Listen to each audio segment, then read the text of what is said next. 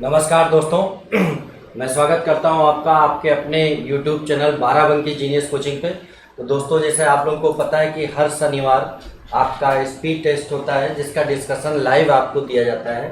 तो आज UPP ST number 110 math discussion आपके सामने लेकर के आए हैं। इससे पहले एसएससी का मैथ और इंग्लिश का डिस्कशन हो चुका है। ठीक है, जो लोग एसएससी के लोग हैं वो मैथ और इंग्लिश का डिस्कशन देख सकते हैं। ठीक है, और बाकी यूपीपी और यूपी ट्रिपल एससी इसके लिए आपका मैथ डिस्कशन एसटी नंबर 110 जो कि आपके टेलीग्राम चैनल और आपके व्हाट्सएप ग्रुप हर जगह पे डाल दी गई है। ठीक है, वहाँ से आप पेपर करें और उसका डिस्कशन ऑनलाइन देखें। ये डिस्कशन जो मैथ का है इसमें एसएससी वाले भी देख सकते हैं, क्योंकि कहीं ना कहीं ये क्वेश्चन एसएससी में भी आते हैं और उसमें भी आते हैं। ठीक है, और विद कॉन्सेप्ट आपको ये समझाया जाएगा। तो चलिए चलते हैं बगैर किसी विलम्ब किए आपके एसटी पे। और हाँ, एक बात और, अगर आपको कोई सजेशन देना है तो कमेंट के थ्रू आप सजेशन दे सकते हैं। ठीक है, और अगर आपको बात पसंद आती है, आपको लगता है कि ये आपके काम के लायक है, तो आप इस वीडियो को शेयर करिएगा, लाइक करिएगा और सब्सक्राइब करिएगा। ठीक है, चलिए फिर मिलते हैं। आज चलते हैं अगले क्वेश्चन पे। पहला क्वेश्चन देखिए, कह रहा है ए किसी काम को 8 दिन में पूरा करता है। ठीक, 8 दिन में कर सकता है, और बी उसी काम को 10 दिन में कर सकता है। बताइए, ए और बी मिल करके कुछ नहीं है भाई दोस्तों। देखो, बहुत नॉर्मल सा, बहुत आसान सा सवाल है। ए 8 दिन में करता है और बी उसे 10 दिन में करता है। ठीक है, तो हमें क्या करना है, सबसे पहले आपको एक ऐसा डिजिट चुनना है कि जो इन दोनों से डिवाइड हो जाए, और वो डिजिट होगा आपका काम। तो काम मान लेते हैं कि इनका 80 था। अगर 80 काम 8 दिन में करता है तो एक दिन में दोस्तों कितना करेगा, 10, और ये एक दिन में कितना करेगा, 8। ठीक, 80 को इन दोनों से डिवाइड कर दिया तो ये आ गया एक दिन में किया गया कार्य, यानी क्षमता। अब दोनों अगर मिल जाएंगे तो एक दिन में कितना करेंगे, ए और बी मिल करके एक दिन में कर रहे हैं 18। ठीक है, और करना 80 है तो समय कितना लगेगा, 80/18, या आप कह सकते हो 40/9। ठीक है, 40/9। ठीक, तो इस तरह से आपका जो ऑप्शन होगा वो बी इज करेक्ट आंसर। ठीक, आप चाहे तो इसका स्क्रीनशॉट भी ले सकते हैं। ठीक है, अब चलते हैं अगले सवाल पे बिना किसी विलंब के।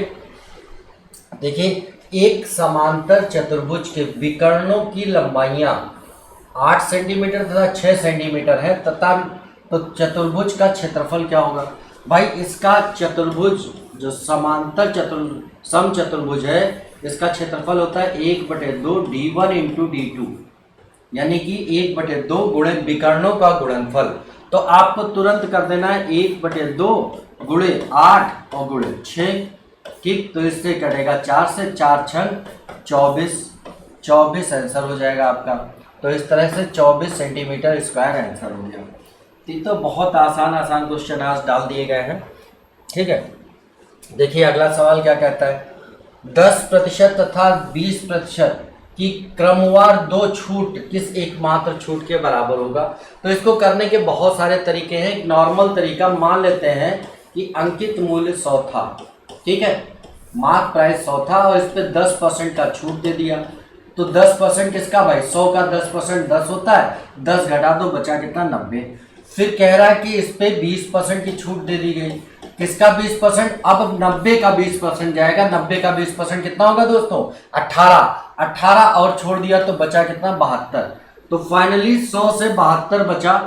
ठीक है, इसी में 18 माइनस करना था। 100 से 72 बचा तो कितनी छूट दी गई, तो आप कहोगे 28% की। ठीक है, कहाँ से दी गई, 100 से दी गई, इसलिए ये आपका डायरेक्ट परसेंट हो जाएगा। तो इस तरह से आंसर होगा ए। ठीक है, बहुत आसान सवाल है दोस्तों आज, और उम्मीद करते हैं कि आप लोगों ने जो एसटी करी है उसमें बहुत अच्छा किया होगा। चलिए देखते हैं, ए और बी के पास कुल मिलाकर के 6300 रुपये हैं। यदि ए की 5/19 भाग, बी का 2/5 भाग राशि के बराबर हो।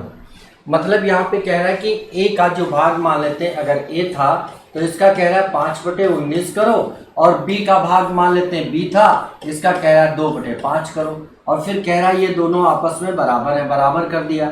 ठीक, तो क्रॉस मल्टीपल कर लो, 5 इसके साथ चला जाएगा, और तो कहोगे 25A बराबर 19 दूना 38 बी। तो यहाँ से ए और बी का रेशियो बना लो भाई।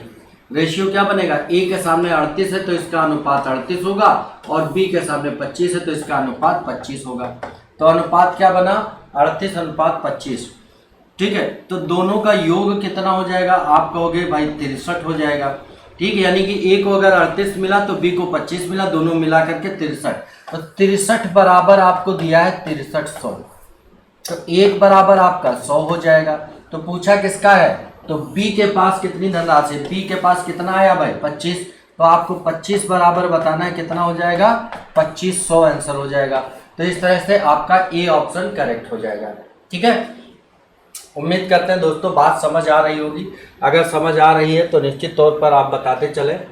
ठीक है, अगला, यदि 40 वस्तुओं का विक्रय मूल्य 50 वस्तुओं के क्रय मूल्य के बराबर है तो लाभ या हानि प्रतिशत बताना है। कुछ नहीं है दोस्तों, इसमें कह रहा है कि 40 का सीपी बराबर है 50 का एसपी। इसको फिर से रेशियो में ले लो, सीपी और एसपी के।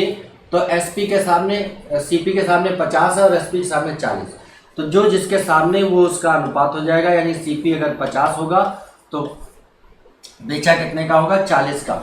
हानि हो गई दोस्तों कितनी, 50 का खरीदा 40 का बेचा, 10 की हानि कहाँ से, 50 से।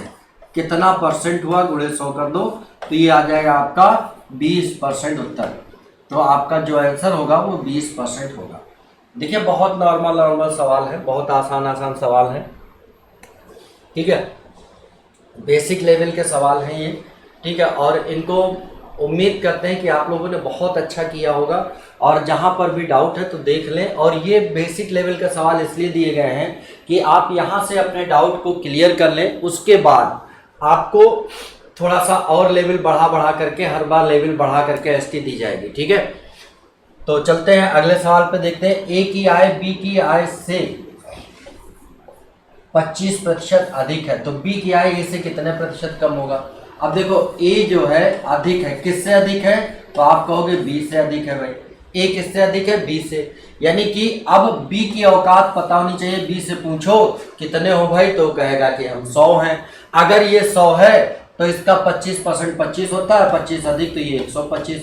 अब तुरंत रिवर्स में पूछ लिया कि बी कितना कम है, तो आप कहोगे 25 कम है। कहाँ से कम है, 125 से।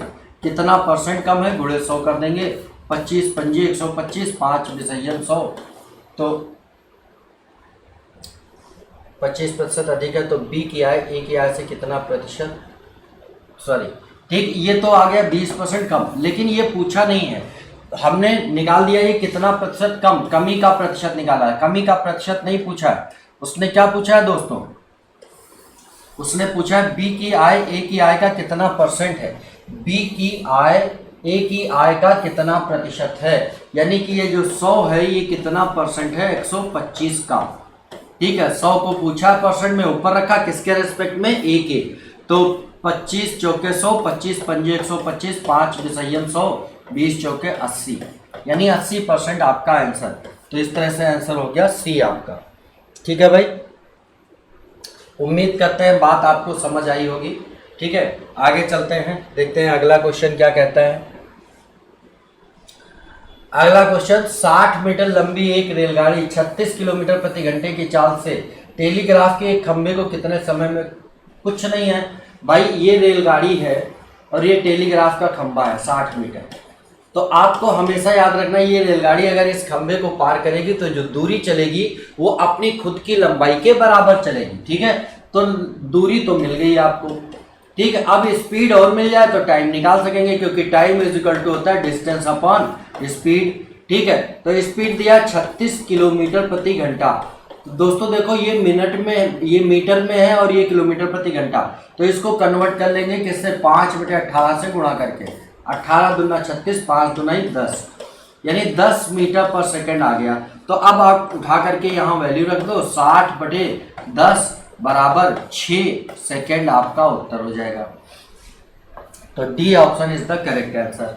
ठीक है, स्क्रीनशॉट प्रॉपर वे में लेते रहे और आगे बढ़ते रहे। यदि 4 बच्चों की औसत आय 12 वर्ष तथा इन बच्चों के उनके पिता के साथ औसत आय 20 वर्ष है।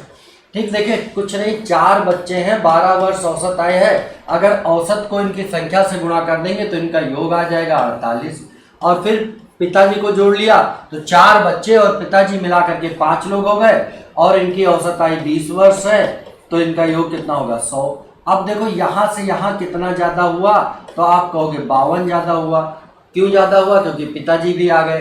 तो पिताजी जब आए तो इनकी आयु का योग 52 वर्ष ज़्यादा हो गया, यानी पिता की आयु कितनी थी? 52 वर्ष उत्तर थी। तो आपका आंसर हो जाएगा ए ऑप्शन। ठीक है भाई, चलते हैं इसी के साथ अगले क्वेश्चन पर। अगला क्वेश्चन क्या है? यदि 10,000 रुपये की राशि 2 वर्ष में चक्रवृद्धि ब्याज पर वार्षिक रूप से संयोजित 11,664 रुपये हो जाती है तो चक्रवृद्धि ब्याज की दर बताएं। कुछ नहीं है भाई, प्रिंसिपल था आपका 10,000, अमाउंट हुआ 11,664। ठीक, तो आपके पास 2 तरीके हैं। डायरेक्ट अगर ब्याज निकालें तो ब्याज कैसे निकालेंगे? अगर मान लें कि ये मूलधन है और ये मिश्रधन है तो ब्याज मिला 1664 रुपये। इसको देख ले 10,000 का कितना परसेंट है, तो आप कहोगे भाई ये हटाए तो ये 16.64%। अब देखो किस प्रतिशत दर से ये आपका 16.64% होता है, तो आपको लास्ट दशमलव के बाद के अंक देखने हैं। ठीक है, अगर 2 साल का था तो दशमलव के बाद क्या दिया है? 64 पर्टिकुलर किसी ना किसी का स्क्वायर होगा। किसका स्क्वायर है? 8 का। तो यानी कि ये आपकी रेट ऑफ इंटरेस्ट 8% हो गई। या एक टेबल हमने ऑफलाइन क्लास में बनवाई थी, अगर हम 8% से, ठीक है, 2 साल का कंपाउंड इंटरेस्ट निकालें कितना परसेंट होता है, तो सबसे पहले 8 का स्क्वायर कर दो 64 आता है, पॉइंट लगा दो, 8 का 2 गुना कर दो 16, तो 16.64%। इसी तरह से 5% से निकालना है। ठीक है, तो क्या करो, 5 का स्क्वायर 25 और 5 का 2 गुना 10। ठीक, तो ये परसेंट में रेट ऑफ इंटरेस्ट आ जाती है 2 साल की। ठीक है, तो किसी का भी निकालना ऐसे निकाल सकते हैं। बाकी इसका डिटेल हमने ऑनलाइन में भी ऑफलाइन में भी पढ़ाया है। ठीक है, और जो लोग शुरुआत से पढ़ रहे हैं, जिन्होंने अभी तक पूरी मैथ नहीं पढ़ी है, उनके लिए है, अगर वो ऑफलाइन में पढ़ना चाहें ऑफलाइन में, ऑनलाइन में पढ़ना चाहें ऑनलाइन में, दोनों जगह आपका प्लेटफॉर्म अवेलेबल है। ठीक है, अगला सवाल देखते हैं। 5 से विभाज्य 3 क्रमागत प्राकृत संख्याओं का योग 225 है, तो उनमें से सबसे बड़ी संख्या क्या होगी? अब देखिए 5 से विभाज्य 3 क्रमागत संख्याओं का योग दिया है। इसको अगर 5 से विभाजित कर दें तो ये क्या आ जाएगा? औसत आ जाएगा। ठीक, तो 5 चौके 20, 5 पचे 25। ठीक है, 5 चौके 20, सॉरी 1 मिनट, थोड़ा सा गलती, 5 से नहीं विभाजित करना है, तो 5 के मल्टीपल्स दिए हैं, विभाजित करना है इसको 3 से। ठीक, 3 संख्याओं का औसत योग दिया है, तो इनका 3 से विभाजित कर दें तो योग आ जाएगा 3 सत्ते 21, 3 पने 15, यानी ये 75 आ गया। जो कि 75 क्या होगा? बीचों बीच का नंबर। औसत मतलब बीचों बीच का, और इससे एक पहले 5 का मल्टीपल 17 और इसके एक बाद 5 का मल्टीपल 80। तो ये आपकी संख्याएं हो जाएंगी। इनका तीनों का योग देखें तो आपका 255 होना चाहिए। तो देख लो, 5 8 7 15 और 7 22, 225 हो रहा है, यानी कि यही नंबर हो गए। तो आपने क्या किया? सबसे पहले इस नंबर के योग को जितनी संख्याएं थी उनसे विभाजित कर दिया, तो इनका औसत आ गया।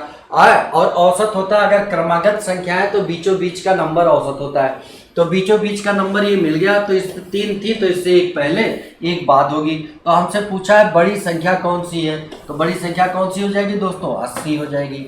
ठीक है, तो इस तरह से आपका आंसर 80 आ गया। इसी को बहुत लोग मान लेते हैं कि माना कि एक संख्या x है तो दूसरी x + 5 होगी, तीसरी x + 10 होगी, और फिर उनका योग करके निकालते हैं। कोई ज़रूरत नहीं उसको निकालने की, डायरेक्ट आप ऐसे निकाल सकते हैं। अब अगला सवाल देखिए क्या कह रहा है। ए किसी काम को 18 दिन में कर सकता है, उसने 12 दिन तक काम किया और शेष काम बी ने 8 दिन में पूरा कर दिया। बी अकेले पूरे काम को कितने दिन में समाप्त कर सकता था? देखिए ए काम करता है 18 दिन, मान ले काम 18 था तो इसकी क्षमता कितनी हो जाएगी, एक। कितनी हो जाएगी, एक। उसने 12 दिन तक काम किया, तो एक दिन में एक काम कर रहा है, तो 12 दिन में कितना काम करेगा भाई, तो कहोगे 12 काम। 12 काम इसने कंप्लीट कर दिया, तो रिमेनिंग वर्क कितना हुआ, तो आप कहोगे 6। और इस 6 काम को बी ने किया है, 6 काम को बी ने किया है कितने दिन में, 8 दिन में पूरा किया। ठीक, तो एक दिन में कितना करेगा, तो आप कहोगे 3/4 करेगा। ठीक, 3/4 काम एक दिन में कर रहा है, तो अकेले पूरे काम को कितने दिन में समाप्त करेगा। अब भाई काम है 18 और कर रहा है एक दिन में 3/4, तो कितना समय लगेगा, 4 ऊपर चला जाएगा और इससे खत्म हो जाएगा, तो 6 चौके 24 दिन आ जाएगा। तो ये आपका आंसर 24 हो गया इस तरह से। ठीक है, उम्मीद करते हैं समझ आ रहा होगा सबको बेहतरीन, क्योंकि आज सवाल भी आसान ही है। ठीक है, अगला सवाल देखते हैं। एक वस्तु का अंकित मूल्य 900 रुपये है, यदि यह 20% और 10% के दो क्रमवार छूट के साथ मिलती है तो वस्तु का विक्रय मूल्य क्या होगा। तो इसका तो एक तो तरीका 900 रुपये है और इस पे आप 20% का डिस्काउंट दे दो। इसका 20% 9 दूनी 18, 180, 180 इसी में माइनस कर दो तो बचेगा कितना, 720। अब 10% और छोड़ दो। ठीक है, तो 10% और छोड़ा, किसका 10%, 720 का 10% कितना, 72। ठीक है, तो 72 और छोड़ दो, इसी में से 72 माइनस कर दो तो बचा 10 में 2 गया 8 और यहाँ 11 में 7 गया 4 और यहाँ बचा 648 रुपये। तो एक तो ये आपका आंसर हो गया 648। ठीक है, इसी को दूसरे तरीके से अगर करना चाहे, 900 रुपये था, ये अपने आप में 100% था दोस्तों और 20% छोड़ दिया तो बचा कितना, 80%। ठीक, फिर ये जो बचा ये अपने आप में फिर 100% था और 10% छोड़ दिया तो बचा कितना, 90%। ठीक है, अब 2 जीरो से 2 जीरो, 2 जीरो से 2 जीरो खत्म, 9 नया 81 अठे 81 गुणे 8, तो 8 अठाई 64 और ये 648 रुपये इससे भी आ जाएगा। तो आपके पास दोनों ऑप्शन हैं, जिससे भी करना चाहें उससे कर सकते हैं। ठीक है भाई, चलिए तो देखते हैं अगला सवाल। एक व्यक्ति अपनी मासिक आय का कुछ भाग खर्च करता है और उसके व्यय और बचत, देखिए भाई यहाँ पर दिया है व्यय और बचत का अनुपात, इनको दोनों को जोड़ेंगे तो बराबर क्या आता है, आय आती है। ठीक है, तो ये दिया है 61 और ये दिया है 6, तो आय क्या हो जाएगी, आप कहोगे 67 बराबर दिया है तो उसकी मासिक आय इतनी है 8,710 रुपये, 67 बराबर, एक बराबर निकालोगे 8,710 बटे 67। दोस्तों अब देखो यहाँ पर भाग लगाना है, 67 एक ऐसा डिजिट है जो कि प्राइम नंबर है और इससे भाग लगाना है, तो कैसे लगाएंगे। अब छोटा छोटा जैसे आप 2 से काट लो, 4 से काट लो, वो तो आप कर नहीं पाओगे, तो सीधे सीधे इसका इकाई का अंक पकड़ो नीचे वाले का और इसका गुणा करो और ये देखो कि कितना मल्टीपल में इकाई के स्थान पर 1 आता है। तो 7 का 3 बार मल्टीपल करेंगे 21, यानी इकाई पे 1 आता है, तो ये यानी 3 बार में कटेगा या 13 बार में कटेगा, अगर ऑप्शन आपके कंप्लीट दिए हैं, पॉइंट में नहीं है तो अब 3 बार में तो कटने की संभावना नहीं, 6 3 18 होता है, तो 13 बार में ये कट जाएगा। ठीक, 3 6 78, तो 7 91, 78 और 91 87 होता है, तो 1 बराबर 13 आ गया। तो बताना क्या है, तो उसकी बचत क्या है, बचत कितनी है 6 बराबर 13 छंग 78, 780 रुपये हो जाएगा आपका। ठीक है, तो इस तरह से D option is the correct answer. ठीक है, तो देखते रहिए भाई, समझते रहिए और लाइक सब्सक्राइब जरूर करिएगा। अगर बात समझ ना आए तो डिसलाइक करिएगा, बट कुछ ना कुछ करके जाइएगा चैनल से। ठीक है भाई, क्लियर दोस्तों। अब क्या है, एक व्यक्ति अपनी 75% राशि पहली बाजी में, शेष की 75% दूसरी बाजी में और शेष की 75% तीसरी बाजी में हार गया, केवल 2 रुपए लेकर के अपने घर पहुंचा, तो ये 75% हार रहा है भाई। ठीक, इसको अगर देखें बटे 100 कर ले परसेंट साइन हटा करके, तो क्या आएगा 25 या 75, 3/4 हार रहा है। 3/4 का मतलब अगर 4 था तो 3 हार गया, बचा कितना, 1/4 बचा। अब जो हारेगा यहीं से हारेगा, 3 बार हार रहा है तो पावर 3 कर लो, तो 1 बटे कितना हो जाएगा 64, यानी कि अगर 64 था तो 1 बचा, 1 बराबर 2 दिया है तो 64 बराबर पूछा है, तो 128 आ जाएगा आपका उत्तर। ठीक है, यानी कि इस तरह से इसका आंसर बी सही होगा। तो ये आपको इस तरह से करना है। कंपाउंड इंटरेस्ट में भी ऐसे हम लोगों ने क्वेश्चन किए हैं, और ये सक्सेसिव प्रोसेस में जैसे अभी आपको दिखाया था डिस्काउंट वाला पार्ट, डिस्काउंट में कैसे कर रहे हैं, तो उस तरह से भी कर सकते हैं। अगला सवाल देखिए, 72 किलोमीटर प्रति घंटा की चाल से चलने वाली 160 मीटर लंबी रेलगाड़ी को एक विद्युत खंभे को पार करने में कितना समय लगेगा। देखो भाई, अब देखिए ये रेलगाड़ी है और एक विद्युत खंभा है, 72 किलोमीटर प्रति घंटे की चाल से चल रही है और 160 मीटर। अभी थोड़ी देर पहले हमने किया था कि ये खंभे को पार करेगी तो दूरी कितनी चलेगी, अपनी लंबाई के बराबर, तो ये दूरी मिल गई और ये चाल भी मिल गई। टाइम निकालना है, बस चाल को 5/18 और कर दो। देखो दोस्तों, 18 चौके 72, 5 चौके 20, ये मीटर पर सेकेंड में हो जाएगी। तो टाइम बराबर क्या होगा, 160/20, 2 8 16, यानी 8 सेकेंड आपका उत्तर हो जाएगा। क्या हो जाएगा दोस्तों, 8 सेकेंड। ठीक है, उम्मीद करते हैं आप लोगों को समझ आ रहा होगा। अगला सवाल देखिए, एक वृत्त में बने आयत की आसन्न भुजाएं क्रमशः 5 सेंटीमीटर और 12 सेंटीमीटर लंबी है, तो वृत्त की त्रिज्या कितनी होगी। देखिए, ये वृत्त में अगर एक आयत बना है, ठीक, सबसे पहले तो याद रखो ये दोनों कोसेंट्रिक होंगे, ठीक है, और इनकी आसन्न भुजाएं दी हैं 12 और 5, ठीक है। तो ये आपका जो इनका रेडियस होगी या इनका डायगोनल होगा वो निश्चित तौर पर इसके केंद्र से गुजरेगा, और ये कोसेंट्रिक है तो यही वृत्त का केंद्र होगा। तो आप कह सकते हो कि इसके विकर्ण का आधा, इसके विकर्ण का आधा भाग जो है इसकी त्रिज्या हो जाएगी। ठीक है, आयत के विकर्ण का आधा वृत्त की त्रिज्या होगी। तो आयत का विकर्ण निकालने के लिए आपको पता है कि आयत का विकर्ण जो होता है वो अगर ऐसे खींचा जाए, यहाँ 90 होता है, ये 12 5 है, तो आपको पता है according to right angle triangle triplet 5 12 और 13 ये अनुपात होता है इनकी भुजाओं का। 5 12 मिल गया तो 13 मिलना था, और 13 का आधा कितना होता है, 7.5, सॉरी 6.5, ठीक, 6.5 सेंटीमीटर ये आ गई वृत्त की त्रिज्या। ठीक है, उम्मीद करते हैं दोस्तों समझ आया होगा। आगे बढ़ते हैं। आगे क्या कह रहा है, 100 प्रेक्षणों का माध्य 40 परिकलित किया गया, बाद में देखा गया 53 के स्थान पे 83 पढ़ लिया गया। मतलब पढ़ना था 53, पढ़ लिया गया 83, कितना ज्यादा पढ़ लिया गया, 30, कितने नंबर पे, 100 पे, 100 पे 30 ज्यादा पढ़ लिया गया। तो ऑन एन एवरेज मतलब टोटल 30 ज्यादा पढ़ा गया, तो ऑन एन एवरेज कितना ज्यादा पढ़ा गया होगा, तो आप कहोगे 10.3, यानी कि ये जो औसत आया है 40, ये एक्चुअल से 10.3 ज्यादा है। ठीक है, तो 10.3 कम कर दो तो क्या आएगा, 39.7, आपका उत्तर हो जाएगा बी ऑप्शन।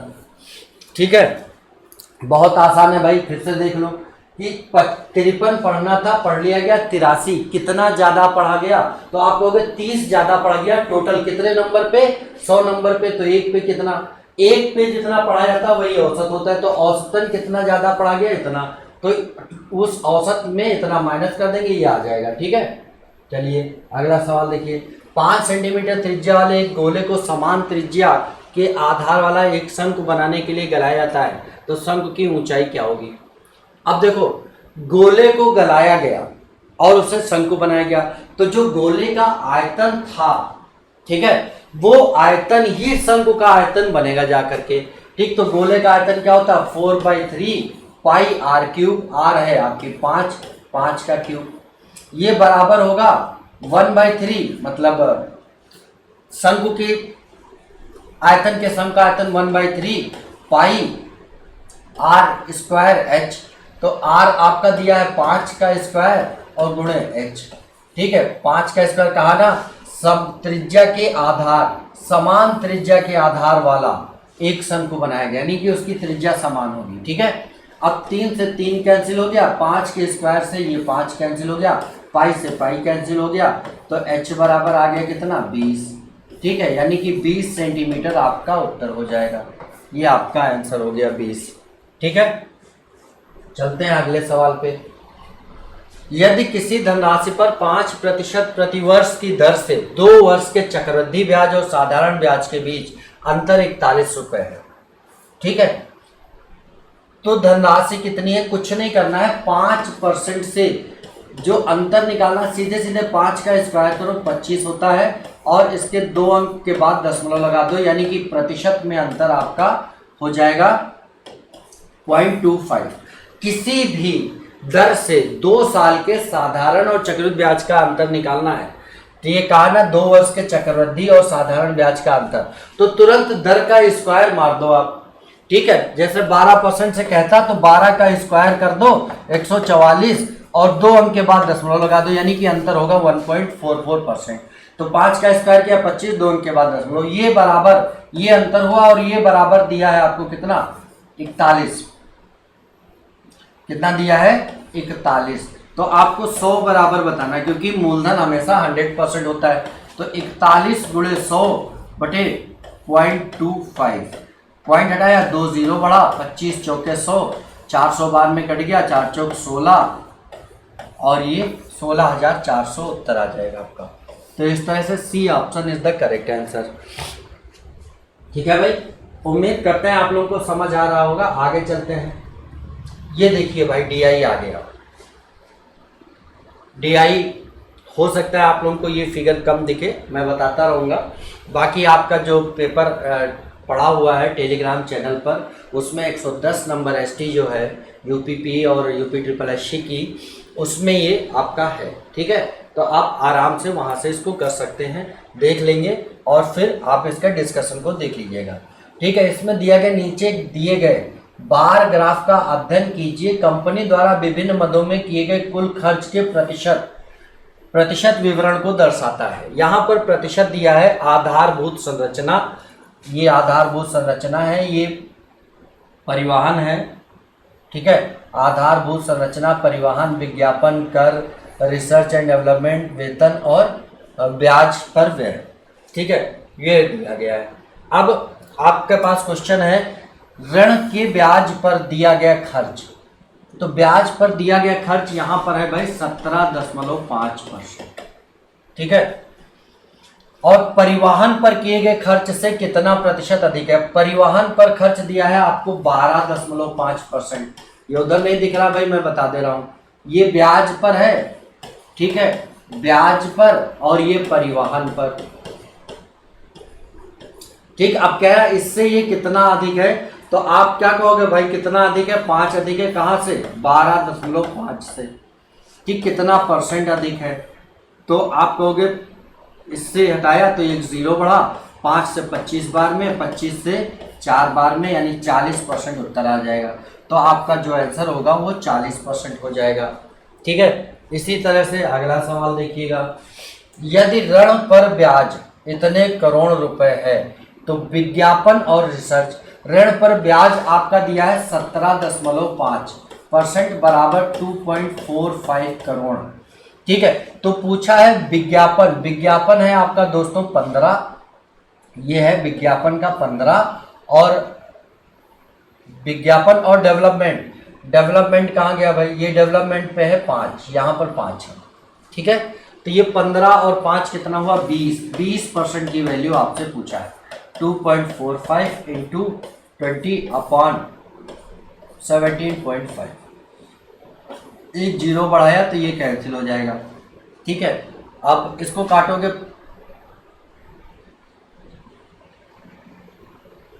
सात से काटो, 7 से काटोगे 25 बार आएगा। ठीक है, और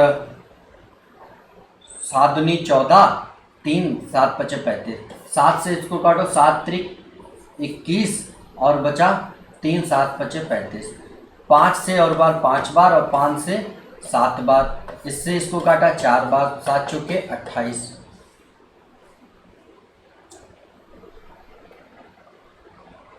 ऋण पर ब्याज, एक सेकंड भाई, कुछ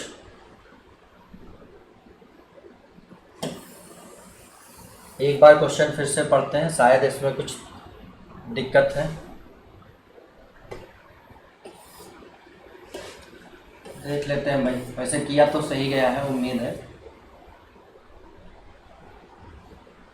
चलिए देखिए, यदि ऋण पर ब्याज 2.45 करोड़ रुपए है, ऋण पर ब्याज है यहाँ पर 17.5, ये बराबर दिया है 2.45। ठीक, तो पूछा है विज्ञापन और रिसर्च एंड डेवलपमेंट।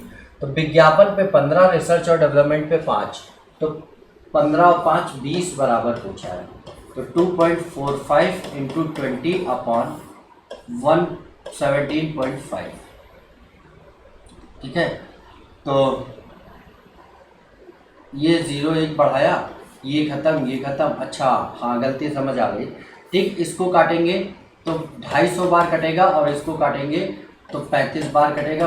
ठीक है, 5 सतह 35 और 5 पचे 25, और ये 0 से 0 कट जाएगा तो ये आ जाएगा 0.4 ये और गुणे 7। ठीक है, तो 7 चौके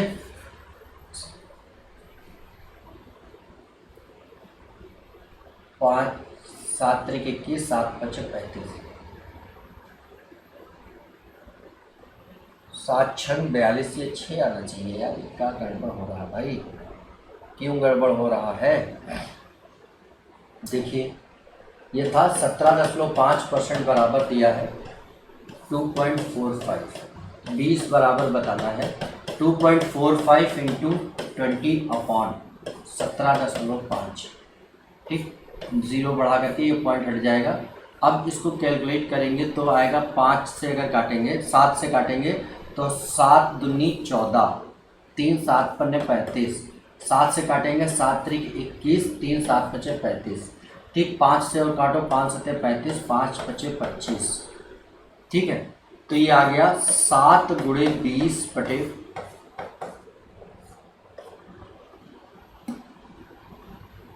7 दूनी 14 बटे 5, तो 5 दूनी 10, 5 अठे 40, 2.8 आ रहा है यार। इसमें शायद ऑप्शन में कहीं गलती है, ये 2.8 ही आएगा।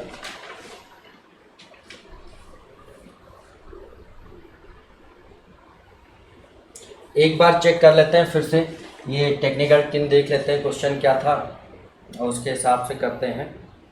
ये 2.8 ही आना चाहिए मेरे हिसाब से। सवाल कहाँ पे था, देखते हैं क्या त्रुटि है।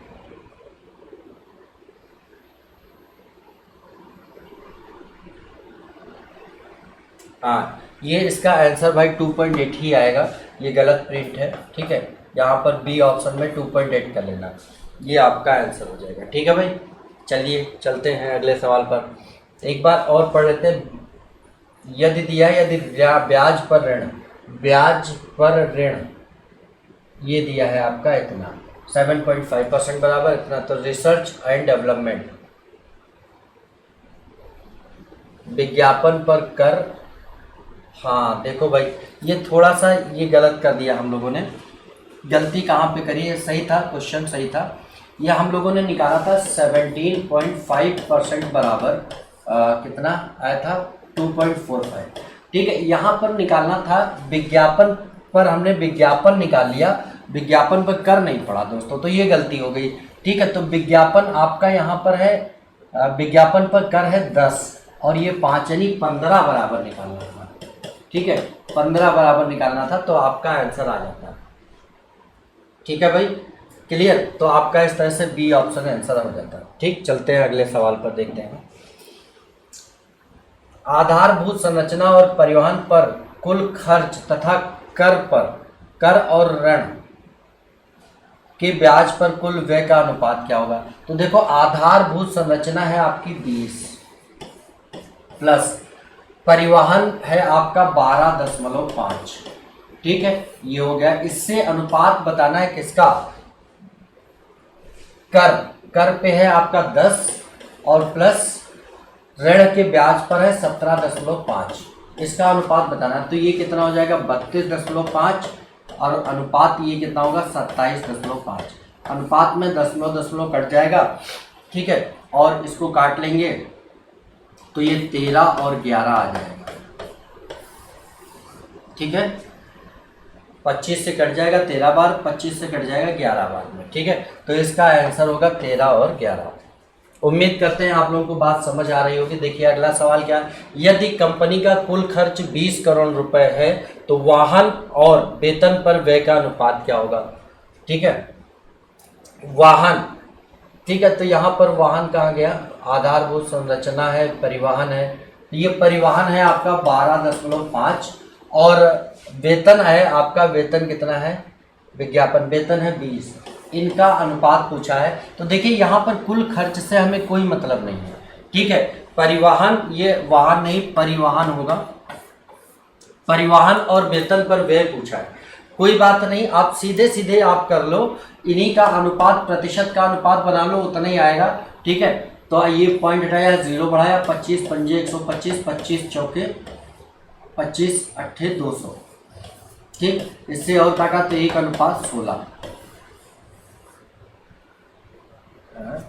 ये भी गलत जा रहा है, 20 करोड़ रुपए, तो परिवहन और वेतन पर व्यय का अनुपात क्या होगा, परिवहन 12.5 और वेतन है 20, अनुपात तो यही होना चाहिए भाई।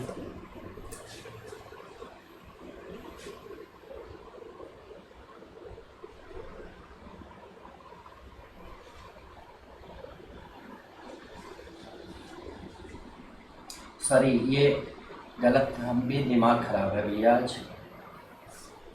ये आपका 5 बार में कटेगा और ये 8 बार में, यानी 5:8 उत्तर होगा, ठीक है, सही है, ये भी सही था।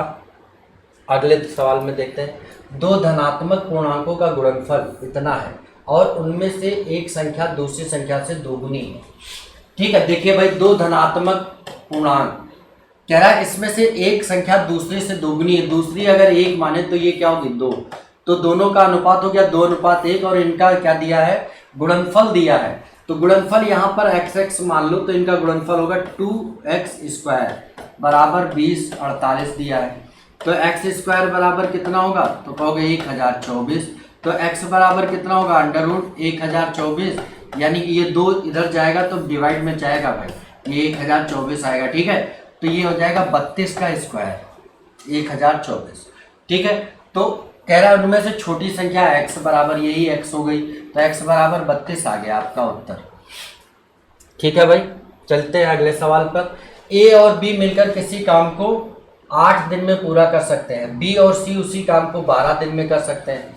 देखिए a प्लस b मिलकर के 8 दिन में करते हैं, और कह रहा है कि b और c मिलकर के उसे कितने दिन में करते हैं, 12 दिन में करते हैं, ठीक है। a और c को लास्ट में पूछा है कितने दिन में करेंगे, जबकि तीनों मिल जाते हैं a plus b plus c, तो काम होता है कितने दिन में भाई, तीनों मिलकर के काम करते हैं 6 दिन में, ठीक। तो आप इन तीनों का एलसीएम एक मान लो जो तीनों से कट जाए, ठीक है, तो क्या मान ले, 60 मान ले, तो ये 18 से काटेंगे, नहीं 60 नहीं मान सकते हैं, ऐसा मानना है जो तीनों से डिवाइड हो जाए, वो एक संख्या क्या हो सकती है भाई, संख्या बताओ भाई, 108 मान लो, ठीक, तो 18 से कटेगा 6 बार में, 12 से कटेगा 9 बार में, और इससे कटेगा 18 बार में, ठीक है। 54 भी मान सकते थे, ठीक है, कोई बात नहीं, 108 मान लो या 54 मान लो, 54 से भी, मतलब एक ऐसी संख्या चाहिए जो दोनों से डिवाइड हो जाए, तीनों से, ठीक है। तो अब यहाँ पर देखिए, अगर इन तीनों को जोड़ा तो यहाँ पर आएगा 2abc, तो यहाँ पर भी 2 कर दो, तो ये कितना होगा 36, यानी कि इन तीनों की मिली हुई क्षमता आ गई 36, जिसमें इनकी 9 6 15 है, तो इसमें से 15 माइनस कर दो तो क्षमता आ जाएगी ए और सी की, ठीक, तो 15 माइनस करेंगे तो कितना आ जाएगा 21, ठीक है। अब 108 काम है और 21 क्षमता हो गई ए और सी की मिला करके, तो कितने दिन में लगेगा, क्या हो रहा है, एक बार फिर से देख लेते हैं, समझ आ जाए जिससे कि आप लोगों को। देखिए फिर से बता दे रहे हैं, ए और बी करते हैं 8 दिन में, बी और सी एक साथ मिल करके करते हैं 12 दिन में, ए और सी का पूछा है, और जबकि दिया है a प्लस बी प्लस सी मिल करके करते हैं इसको कितने दिन में, 6 दिन में। मान ले 54,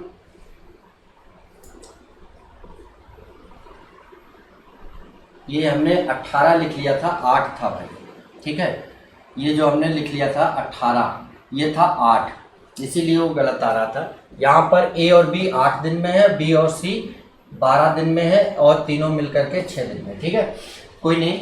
अब यहाँ से मान लेते हैं 24 काम था, तो इसकी क्षमता कितनी होगी 3, और इसकी क्षमता कितनी होगी 2, और इसकी क्षमता होगी 4। लेकिन 4 क्षमता है ए बी सी की। अगर इन तीनों को हम जोड़ते हैं तो ए 2 बार है, बी 2 बार है, सी 2 बार है, यानी कि आएगा 2a + b + c बराबर इतना। ठीक है, तो यहाँ पर भी 2 कर देना है, तो ये कितना होगा 8। अब देखिए इन दोनों की मिली क्षमता 5 है, जबकि इसकी 8।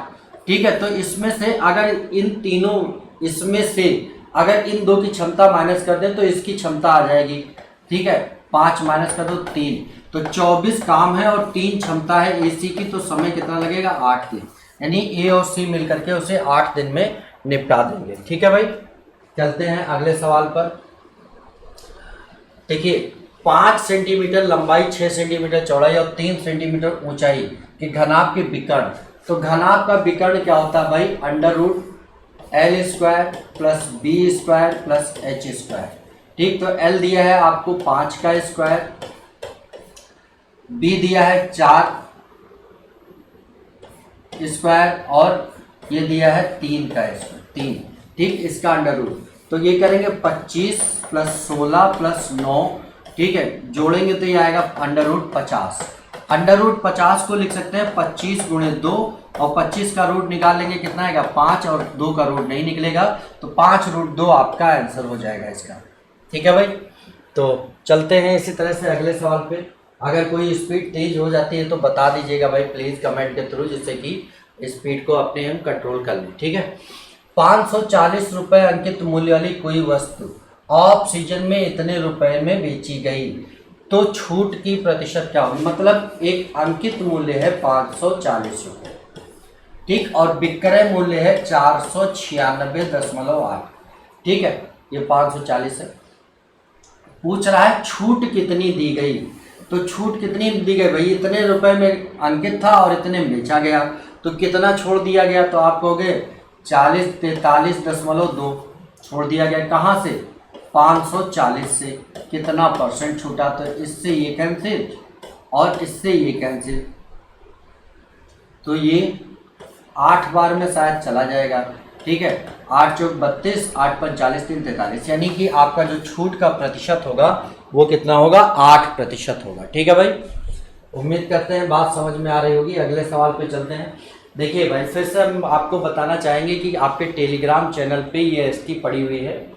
ठीक है, और थोड़ा सा एक चीज़ और याद रखिएगा, कई बार लोग कहते हैं क्वेश्चन गलत हो जाता है। जैसे देखिए 2 बार मैंने गलती करी यहाँ पर। ठीक है, सिर्फ लापरवाही की वजह से, जब हम लापरवाही करते हैं, क्वेश्चन को ठीक से ना पढ़ते हैं, तो ये गलतियाँ होती हैं। ठीक है, तो क्वेश्चन को अच्छे से पढ़ना सीखें और गलतियों से ही गलतियों को सुधारना सीखें। ठीक है, अब कह रहा है 3 संख्याएं इतने के अनुपात में है, यदि उनमें से पहली तथा तीसरी संख्याओं का योग दूसरी से 50 अधिक है। तो ये मान लो पहली, ये दूसरी और ये तीसरी, इनका योग दिया, अनुपात दिया है 5:7:12। कह रहा है यदि पहली तथा तीसरी का योग, पहली और तीसरी ये 5 और 7 कितना हो गया, सॉरी 5 और 12, तो कितना हो गया 17। ठीक है, संख्याओं का योग दूसरी संख्या से, दूसरी संख्या कितनी है 7, इनका अंतर कितना है 10, 10 बराबर दिया है 50। ठीक है, तो तीनों संख्याओं का योग पूछा, तीनों संख्याओं का एक 7 5 12 12 24 बराबर पूछा है। ठीक, तो 50 × 24/10, तो कितना हो जाएगा 24 पंजे 120, तो आपका आंसर कितना आएगा 120 आ जाएगा। ठीक है, तो B option is the correct answer. देखते रहिए भाई, और जहां पर आपको कोई दिक्कत लगे बताते भी चलिएगा। और एक बात हम आपको बताना चाहेंगे कि देखिए ये गणित है, कई लोग अपने दिमाग में इसके लिए सेट कर लेते हैं कि यार मैथ है तो कठिन ही होगा। नहीं, ऐसा कुछ नहीं है, मैथ है तो कठिन नहीं होगा। ठीक है, बस ज़रूरत है उसको केयरफुली पढ़ने की और कॉन्सेप्चुअली चलने की। ज़्यादा ट्रिक पे चलेंगे तो भी दिक्कत है हमारे लिए, और ज़्यादा कॉन्सेप्ट पे चलेंगे और कॉन्सेप्चुअल ट्रिक निकालेंगे तो बहुत आसान रहेगा। ठीक, वैसे हम करते हैं, जैसे 10 बच्चों की औसत आयु 9 वर्ष है, 9 वर्ष 9 माह है। अब इसको अगर हम 10 से गुणा कर दें तो आप कहोगे कि योग क्या होगा, 90 वर्ष 90 माह, ये योग हो जाएगा। ठीक है, 9 बच्चों की औसत आयु 8 वर्ष 11 माह है, तो 8 को 9 से गुणा कर देंगे, 9 8 72 वर्ष और 11 8 28 और 11 नियम 99 माह हो जाएगा, ये हो जाएगा। ठीक, ये 10 बच्चों का था और ये 9, इसमें से इसको माइनस कर दें तो वही एक बच्चा मिल जाएगा, लेकिन माइनस करने पे वर्ष में वर्ष और माह में माह माइनस करेंगे। तो यहाँ देखो 90 से 99 नहीं माइनस हो रहा है, तो आप इधर से एक वर्ष ले जाओ। एक वर्ष बराबर कितने माह होता है, 12, तो इसमें 12 आप ऐड कर दो और फिर इसको माइनस कर दो, तो यहाँ पर एक वर्ष माइनस हो जाएगा, तो बचेगा क्या 89। 89 में 72 माइनस कर दो तो कितना आ जाएगा भाई। ठीक है, ये 90 से एक माइनस हो गया तो बचा कितना आपका 89। ठीक, 89 से 72 माइनस करो तो ये बचा 7 और इधर बचा 1, 17 वर्ष ये बचा। और यहाँ पे ये कितना हो गया 102 हो गया। 102 में 99 माइनस करो तो आप कहोगे 3 बचा, यानी कि वर्ष में 17 और माह में 3, तो आप कह सकते हो 17 वर्ष 3 माह उसकी आयु होगी, यानी कि इसका ऑप्शन ए करेक्ट ऑप्शन होगा। ठीक है दोस्तों, बात समझ में आ रही हो तो लाइक करिए, अगर नहीं समझ में आ रही है तो डिसलाइक करिए। ठीक है, और अगर समझ आ रही है, लाइक करने की स्थिति में है तो अंगूठा दबाने में कुछ नहीं जाता है, और दोस्तों को शेयर भी कर दीजिएगा। ठीक है, जिससे कि ज़्यादा से ज़्यादा लोग इससे लाभान्वित हों, और आप हमें सपोर्ट करिए, हम आपको सपोर्ट करते रहेंगे, एक दूसरे के साथ ऐसे ही चलते रहेंगे, एक दूसरे को आगे बढ़ाते रहेंगे। ठीक है, देखिए बेहतरीन क्वेश्चन आया। गोपी किसी वस्तु को खरीदने के लिए स्थान ए से बी तक जाता है, क्योंकि स्थान ए से बी तक जाता है क्योंकि स्थान बी पर वस्तु 15% कम मूल्य पर मिलती है। मतलब कि अगर यहाँ 100 की थी तो यहाँ पे कितनी मिलेगी 85 की, 15 कम। आने जाने में 150 रुपये खर्च होता है और ए पर उसे बेचने की तुलना में 150 रुपये लाभ होता है, 150 रुपये लाभ, यानी कि अब यहाँ पर देखेंगे अगर 150 रुपये आने जाने में ना खर्च होता तो लाभ कितना होता 300 रुपये का, और यहाँ पर कितना होता है यहाँ से लाभ, तो आप कहोगे भाई 15 का, 15 बराबर 300, 1 बराबर 20, तो 100 बराबर कितना हो जाएगा 2000। ठीक है, यानी ए पे अगर खरीदता तो 2000 का खरीदता, तो स्थान ए से उसे खरीदने की तुलना में इतने रुपए लाभ होता, तो उसका लाभ प्रतिशत स्थान ए की तुलना में अगर पूछता है, यहाँ पर ये बहुत इंपॉर्टेंट है किसके परिप्रेक्ष्य में पूछता है, तो एक्चुअल लाभ 150 का है, कहाँ से 2000 से, कितना परसेंट है, तो आप कहोगे कि भाई ये करेंगे तो आएगा 7.5%। ठीक है, लेकिन अगर उसका एक्चुअल लाभ पूछता तो आपको 100 बराबर नहीं 85 बराबर निकालना होता, क्योंकि खरीदा कितने का है 85 का, लेकिन ए के परिप्रेक्ष्य में पूछा है ए के खरीदने की तुलना में, तो आपका 7.5% लाभ हो जाएगा। ये आपका सी ऑप्शन इस तरह से सही हो जाएगा। ठीक है भाई, अगला सवाल, यदि मोहन की आय महेश से 50% अधिक हो। ठीक है भाई, मोहन जो है वो अधिक है महेश से, कितना 50%, ये 150, यानी ये 100 है तो ये कितना होगा 150 अधिक हो जाएगा तो 250 हो जाएगा। ठीक है, तो महेश की आय मोहन की आय से कितने प्रतिशत कम है, तो इससे ये कितना कम है 150 कम है, कहाँ से 250 से कितना परसेंट कम है। ठीक, तो ये आप 0 0 खत्म, 25 चौके 100, 15 चौके 60% आपका उत्तर आ जाएगा। ठीक है, ऐसा सवाल तो हम अभी कर भी चुके थे। अगला सवाल देखते हैं, एक ट्रेन और एक प्लेटफॉर्म की लंबाई बराबर है। ठीक है, माने ये ट्रेन है और ये प्लेटफॉर्म है, ये x मीटर है तो ये भी आपका x मीटर ही होगा। ठीक है, ट्रेन 90 किलोमीटर प्रति घंटे की चाल से चल रही है, तो तुरंत हमें करना होगा इसको 5/18 से गुणा, तो ये आ जाएगा 25 मीटर पर सेकेंड, ये स्पीड होगी। ठीक है भाई, कितनी आई 25 मीटर प्रति सेकेंड।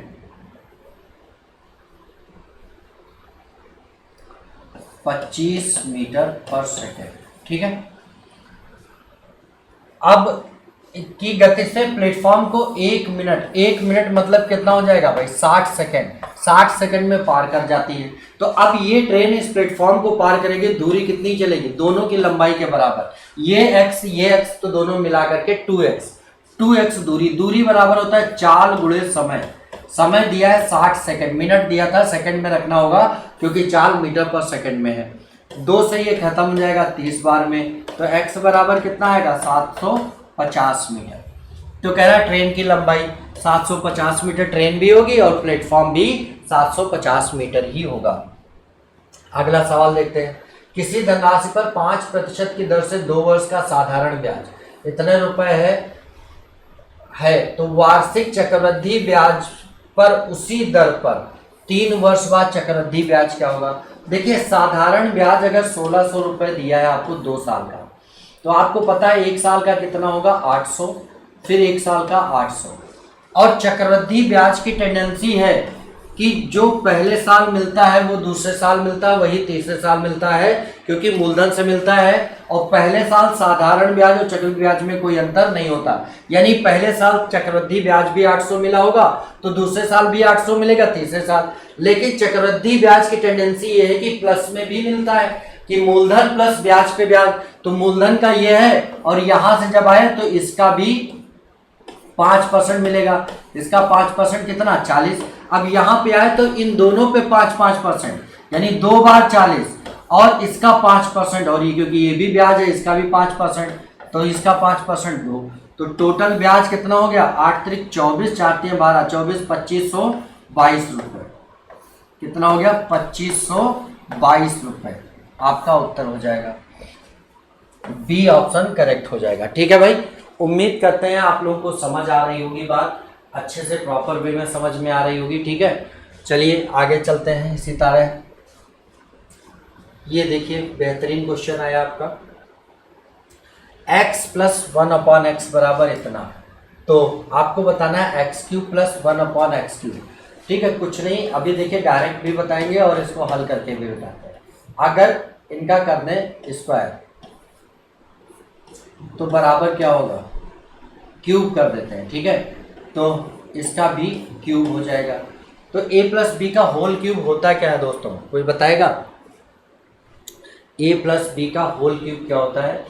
तो आप कहोगे a³ यानी x का क्यूब प्लस b³ यानी 1/x का क्यूब, ठीक है, प्लस 2a इंटू b,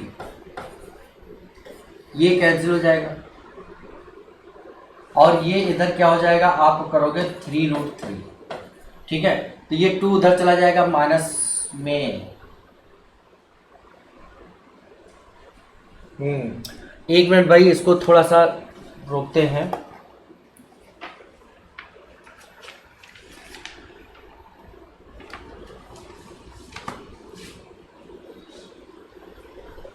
थोड़ा सा विलंब हो रहा है, इसके लिए इस वाले सवाल को लास्ट में डिस्कस करते हैं क्योंकि इसमें हम आपको एक ट्रिक बेहतरीन से बताने वाले हैं। ठीक है, अगला देख लेते हैं। पहले ए और बी मिलकर किसी काम को 24 दिन में पूरा करते हैं और ए बी तथा सी मिलकर उसी काम को 8 दिन में पूरा करते हैं, तो सी अकेला कितने दिन में करेगा। देखिए ए और बी बराबर करते हैं 24 दिन में और a प्लस बी प्लस सी बराबर करते हैं कितने दिन में, 8 दिन में। तो काम मान लो 24, तो इनकी क्षमता 1 होगी और इनकी क्षमता 3 होगी। अगर इसमें से हम ए बी माइनस कर दें तो सी मिल जाएगा 3 माइनस 1 यानी 2। तो अब सी का काम कितना होगा 24, बट काम है 2 क्षमता है तो दिन कितना लगेगा 12 दिन। ये आपका सही आंसर हो जाएगा। ठीक है, अगला सवाल देखते हैं। 6√2 सेंटीमीटर विकर्ण वाले वर्ग में सबसे बड़े वृत्त का क्षेत्रफल ज्ञात कीजिए। ये वर्ग है भाई, सॉरी ये वर्ग है आपका एक, ये ठीक है, इसका विकर्ण है 6√2। अब विकर्ण क्या होता है, a√2 बराबर 6√2 दिया है तो √2 कैंसिल, a बराबर 6 आ गया। अब इसके अंदर एक वृत्त बनाना है, सबसे बड़े वृत्त का क्षेत्रफल क्या होगा।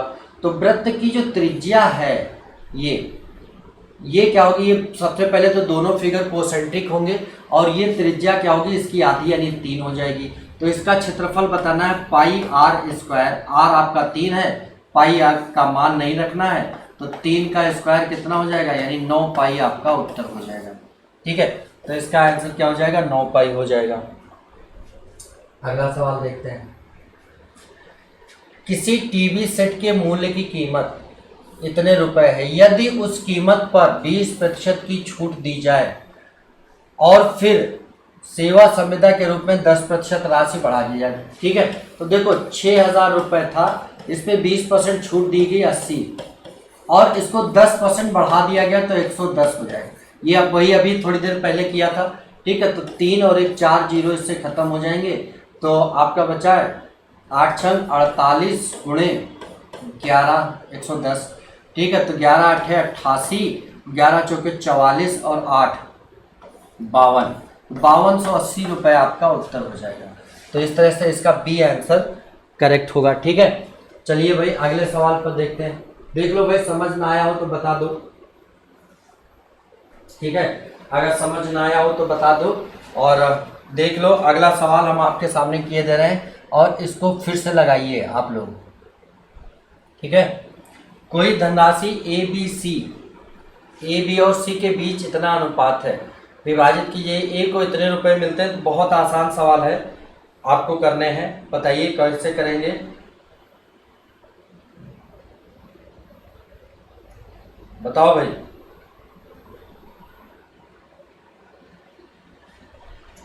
कौन बताएगा, फटाफट कमेंट के थ्रू आंसर करें। देखते हैं कौन बताता है भाई।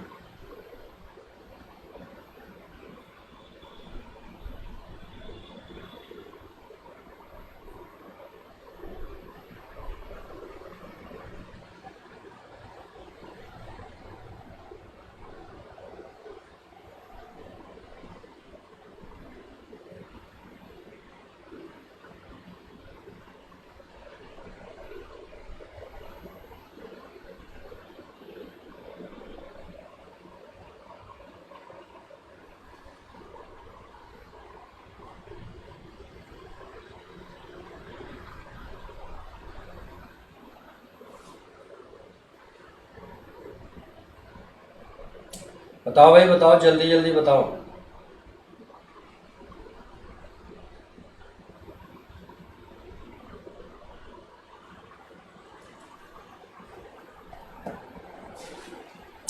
देखिए, कोई धनराशि ए बी और सी में 5:6:9 के अनुपात में बांटी गई।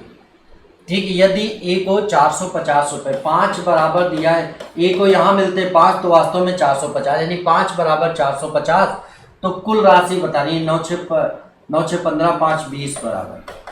ठीक, 450 गुणे 20 बटे 5, 5 नियम 45, 9 दूनी 1800 रुपये हो जाएगा आंसर। तो इस तरह से इसका आंसर 1800 रुपये हो गया। ठीक है, किसी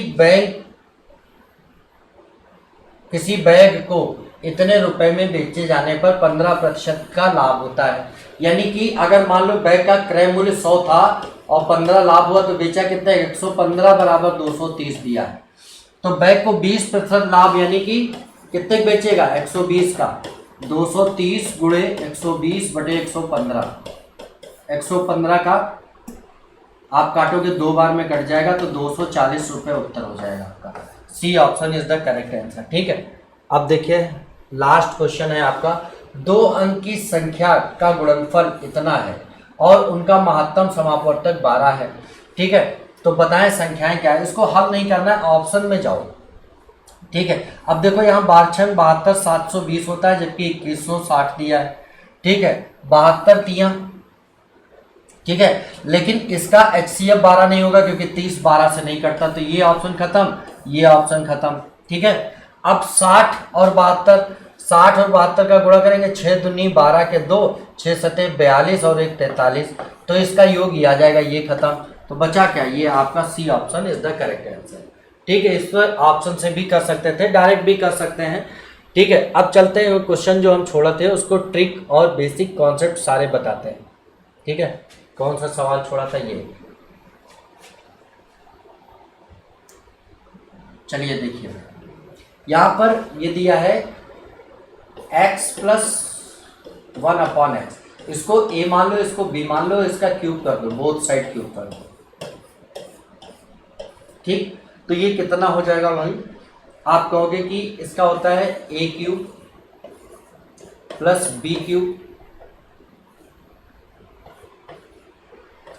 प्लस 3a इंटू बी और प्लस ब्रैकेट में a प्लस बी, ये होता है। ठीक है, ये आपका फार्मूला होता है, शायद आप लोगों को याद हो, नहीं याद हो देख लीजिएगा। ठीक है, a cube plus b cube का फार्मूला क्या होता है भाई, a प्लस b का होल क्यूब क्या होता है, a cube plus b cube plus 3ab और ब्रैकेट में a प्लस b। ठीक है, अब यहाँ से देखिए इसको अभी हल कर रहे हैं प्रॉपर वे में, बाद में इसको डायरेक्ट कैसे करना है ये भी बताएंगे। ठीक है, ये तो आपको निकालना है, इसको छोड़ दो। a और b की यहाँ अगर वैल्यू रखेंगे तो आपका कितना आएगा, तो कहोगे x cube plus 1/x cube plus ये आपका होगा 3 इंटू एक्स इंटू 1/x, ये तो कैंसिल हो गया, और प्लस a प्लस बी कितना दिया है, √3, ये बराबर हो जाएगा 3√3। ठीक है, अब देखिए ये तो कैंसिल हो गया, बचा क्या, 3 गुणे ये 3√3 ये। ठीक है, तो आपका x cube plus 1/x cube बराबर करेंगे तो 3√3 ये हो जाएगा, माइनस का 3√3 ये हो जाएगा, तो ये क्या बचेगा 0, तो आपका उत्तर 0 हो जाएगा। ठीक है, अब देखिए इसको डायरेक्ट कैसे कर सकते हैं, इसका क्यूब करके, ठीक है, और इसका 3 गुना इसी में माइनस कर देना है, इसका क्यूब करके 3 गुना इसी में माइनस कर देना है, तो आपका आंसर आ जाएगा। ठीक है भाई, क्लियर। क्या करना होता है, जब भी कभी ये वाला पार्ट दे करके और ये पार्ट पूछे तो इसको पकड़ो, ठीक है, इसका क्यूब करो, इसका क्यूब करो और माइनस इसी का 3 गुना इसी में से माइनस कर दो, इसका 3 गुना कितना ये। ठीक है, तो इसका क्यूब करेंगे तो ये आपका आएगा कितना, 3√3 आएगा। ठीक है, मतलब 3 बार √3 लिखा जाएगा। ठीक है, तो उसको 2 बार का निकल आएगा 3, 2 बार √3 गुणा करेंगे 3 और 1 √3 बच जाएगा, तो आपका जो आंसर होगा वो 0 आ जाएगा। इस तरह से आपके सारे क्वेश्चन हो गए हैं। अगले एसटी का डिस्कशन फिर अगले सैटरडे को आपको मिल जाएगा।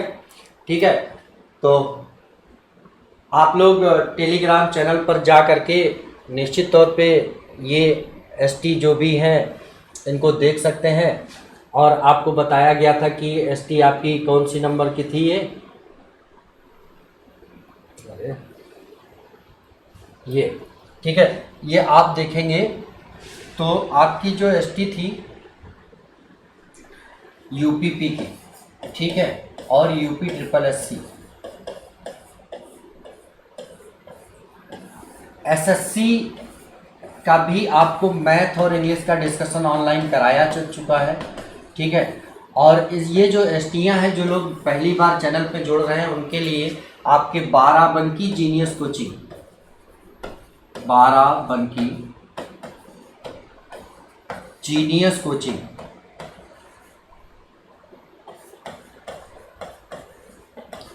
का टेलीग्राम चैनल है। इस चैनल पे आपको आपकी एसटी मिल जाएगी। ठीक है, वहाँ से आप उसको हल करिए और उसका लाइव डिस्कशन यहाँ पर देखिए। ठीक है दोस्तों, तो आज यहीं तक रखते हैं और अगली मुलाकात सैटरडे को फिर होगी हमारी आपकी, और उसमें हम लोग फिर से निश्चित तौर पे अगली एसटी जो भी होगी उसको डिस्कस करके आपके साथ शेयर करेंगे। ठीक है भाई, तो चलते हैं, मिलते हैं, तब तक के लिए जय हिंद, जय भारत।